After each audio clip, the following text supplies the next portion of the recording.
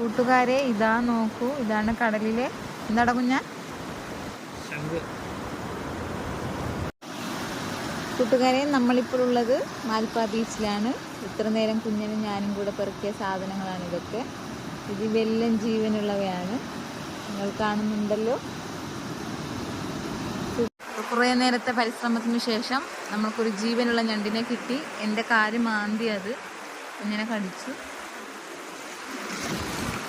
ഭയങ്കര ഷാർപ്പായിട്ടുള്ള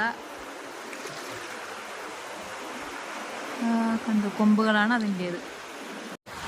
അപ്പം നമ്മൾ ഇത്ര നേരം ശേഖരിച്ചിട്ടുള്ള കടലിലെ കുഞ്ഞു കുഞ്ഞു ജീവികളാണ്. അപ്പോൾ ഇനി ഇതിനെ കുറേ നേരം കയ്യിൽ പിടിച്ചുകൊണ്ടിരുന്നത് ചിലപ്പോൾ ചത്തു. അപ്പോൾ നമുക്കത് അങ്ങനെ വേണ്ട, നമുക്കിതിനെ പതുക്കെ കടലിലേക്ക് തന്നെ വിടാം.